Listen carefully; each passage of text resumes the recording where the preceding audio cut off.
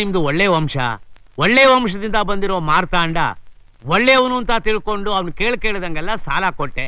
ಅದನ್ನ ತೀರ್ಸ್ಬೇಕು ಅನ್ನೋ ಪರಿಜ್ಞಾನ ಬೇಡ ಅವನಿಗೆ? ಏನಮ್ಮ, ಕಂಡಾಗ ಹಣ ಕೇಳೋಣ ಅಂತ ಅಂದ್ರೆ ಎಲ್ಲಿ ಮೇಲ್ ಬಿದ್ದು ಹೊಡಿತಾನೋ ಅನ್ನೋ ಭಯ. ಅಲ್ಲಮ್ಮ, ಊರಿಗೆ ನ್ಯಾಯ ಹೇಳೋ ಮಾರ್ತಾಂಡ ನನಗ ಅನ್ಯಾಯ ಮಾಡಿದ್ರೆ ನಾನು ಯಾರ ಹತ್ರ ನಮ್ಮ ಹೋಗಿ ನ್ಯಾಯ ಕೇಳಲಿ? ಬೀದಿಲ್ ಬೇಡೋ ಭಿಕ್ಷಕನಿಗೆ ಸಾಲ ಕೊಟ್ರೆ ಭಿಕ್ಷೆ ಇತ್ಯಾದ್ರೂ ಸಾಲ ತೀರಿಸ್ತಾನೆ. ಆದ್ರೆ ಇಸ್ಪೀಟ್ ಆಡೋನಿಗೆ ಸಾಲ ಕೊಟ್ರೆ ಈ ಜನದಲ್ಲಿ ತೀರ್ಸೋಕ್ಕಾಗಲ್ಲ. ಆ ಅಮ್ಮನ ಮುಖ ನೋಡ್ಕೊಂಡು, ಆ ಮಗುನ ಮುಖ ನೋಡ್ಕೊಂಡು 1 ತಿಂಗಳು ಟೈಮ್ ಕೊಡ್ತೀನಿ. ಅದ್ರೊಳಗಡೆ ಏನಾದ್ರೂ ಅವನು ಸಾಲ ತೀರಿಸ್ಲಿಲ್ಲ ಅಂತಂದ್ರೆ ಅವನು ಇಸ್ಪೀಟ್ ಆಡೋ ಜಾಗಕ್ಕೆ ಹೋಗಿ ಪಂಚಾಯಿತಿ ಸೇರಿಸಿ ನಿಮ್ ವಂಶದ ಮಾನ ಮರ್ಯಾದೆ ಎಲ್ಲ ಹರಾಜು ಹಾಕ್ಬಿಡ್ತೀನಿ. ಹುಷಾರ್.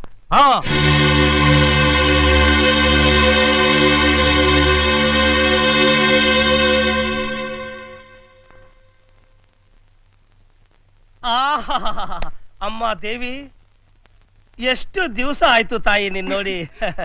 ಏನ್ ಮಾಡೋಣ, ಇದ್ದಕ್ಕಿದ್ದ ಹಾಗೆ ಪಕ್ಕದೂರಿಗೆ ಕೆಲ್ಸದ ಮೇಲೆ ಬಂದಿದ್ನ. ಹೇಗಿದ್ರು ಊಟದ ಟೈಮ್ ಆಯ್ತು. ನಿನ್ ನೋಡ್ದಾಗೂ ಆಗತ್ತೆ, ಹೊಟ್ಟೆ ತುಂಬಾ ಮೀನ್ ಸಾರು ತಿಂದಾಗೂ ಆಗತ್ತೆ ಅಂತ ಬಂದಮ್ಮ. ಅದು ಮೀನ್ ಸಾರ? ಮೀನ್ ಸಾರು ಅಲ್ದಿದ್ರೆ ಉಪ್ಪು ಸಾರು ಆಗ್ಲಿ ಬಿಡಮ್ಮ. ನಿನ್ ಕೈಯಾರ ಮಾಡಿದ ಅಡಿಗೆ ಬ್ರಹ್ಮಾಂಡವಾಗಿರುತ್ತೆ. ಮದಣ್ಣ, ಅದು ಅಯ್ಯ ಸಾಕ್ ಸುಮ್ನೆರಮ್ಮ. ನನಗ್ ಗೊತ್ತಿಲ್ವೇನಮ್ಮ ನೀನು ಬುದ್ಧಿ? ನಾನೇ ಹೋಗಿ ಬಡ್ಸ್ಕೊತೀನಿ. ನನ್ಗೆ ನೀನು ಹೊಸ್ತ?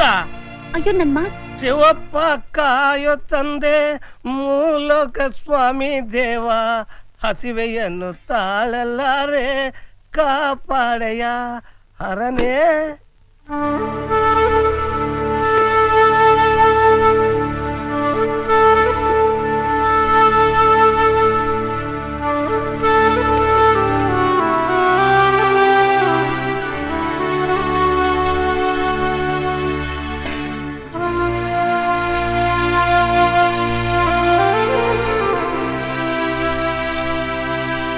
ಅಮ್ಮ,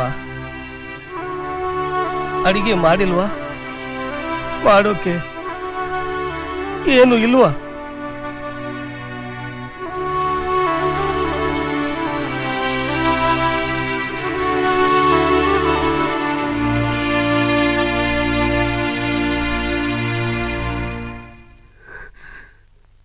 ಮಾದಣ್ಣ,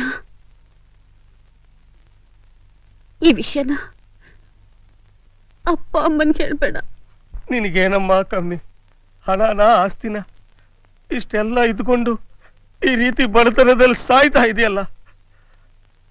ಇಂಥ ಒಳ್ಳೆ ಮನ್ಸಿರೋ ನಿನ್ನಂತ ಮಹಾತಾಯಿ ಹೊಟ್ಟೆಲಿ ಮಗನಾಗುಟ್ಟು ಅದೃಷ್ಟನ ಮುಂದಿನ ಜನ್ಮದಲ್ಲಾದ್ರೂ ಭಗವಂತ ನಡ್ಕೊಡ್ಲಮ್ಮ. ನಾನು ಬರ್ತೀನಮ್ಮ.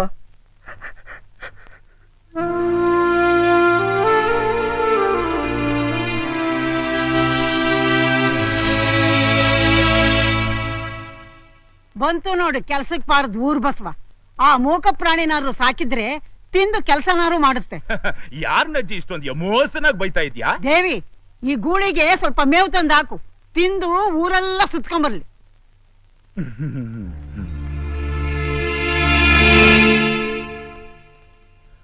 ಇವತ್ತಿ ಮನೆ ವಾತಾವರಣನೇ ಬದಲಾಗೋಗಿದ್ಯಲ್ಲ. ಇರ್ಲಿ ವಿಚಾರಿಸೋಣ. ರೂಪ, ಯಾಕೆ ಇವ್ರಿಗೆಲ್ಲ ನನ್ನ ಮೇಲೆ ಕೋಪ? ನೀನು ಪಾಪ.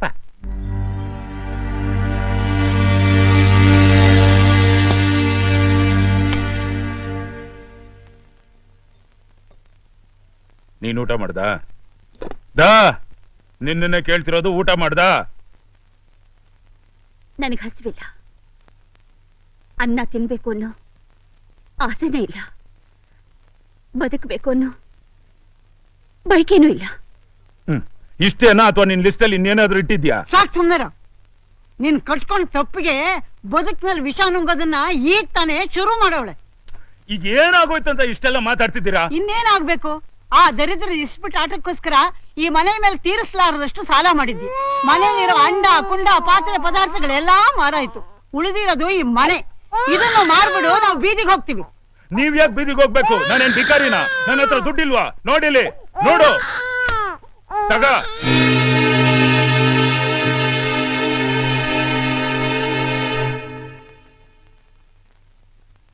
ಇದು ನೀವು ನ್ಯಾಯವಾಗಿ ಸಂಪಾದನೆ ಮಾಡ್ಕೊಂಡು ಬಂದಿರೋ ದುಡ್ಡ? ಅಲ್ಲ, ಇಸ್ಪೀಟ್ ಆಟದಿಂದ ಇನ್ನೊಬ್ರು ಹೊಟ್ಟೆನ ಹೊಡೆದು ತಂದಿರೋ ದುಡ್ಡು. ರೀ,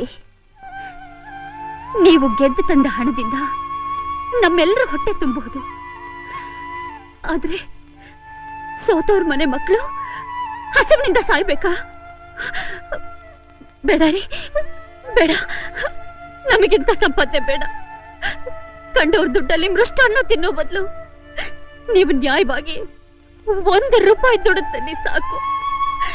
ನಾವೆಲ್ಲರೂ ಸಂತೋಷವಾಗಿ ಗಂಜಿ ಕುಡಿದು ಬದುಕೋಣ ರೀ. ಗಂಡ ರೋಗಿಷ್ಠನಾದ್ರೆ ಹೆಂಡತಿ ಆದವಳು ಹೊತ್ತಿಗೆ ಔಷಧಿ ಕೊಟ್ಟು ಕಾಪಾಡ್ತಾಳೆ. ಒಂದ್ ವೇಳೆ ಕುರುಡನಾದ್ರೆ ತನ್ನ ಕಣ್ಣಲ್ಲಿ ಕಣ್ಣಾಗಿಟ್ಕೊಂಡು ಎಳೆ ಮಗುನ ಹಾಗೆ ನೋಡ್ಕೋತಾಳೆ.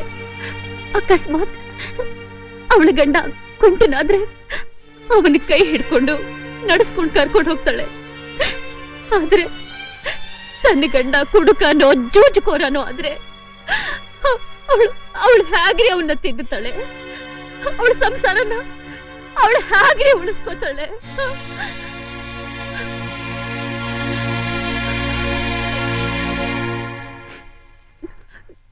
ದೇವಿ, ನನಗೆ ಕ್ಷಮಿಸ್ಬಿಡು. ಇನ್ನು ಮುಂದೆ ನಾನು ಇಸ್ಪೀಟ್ ಆಡಲ್ಲ.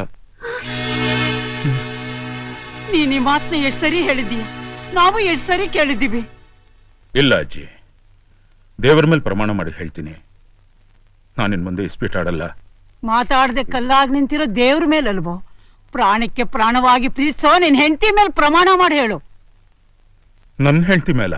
ಯಾಕ್ರಿ, ಮಾತ್ ತಪ್ಪಿದ್ರೆ ನಾನ್ ಸತ್ತೋಗ್ಬಿಡ್ತೀನಿ ಅಂತನಾ?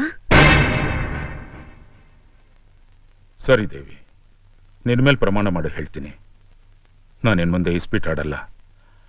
ಇದು ಸತ್ಯ.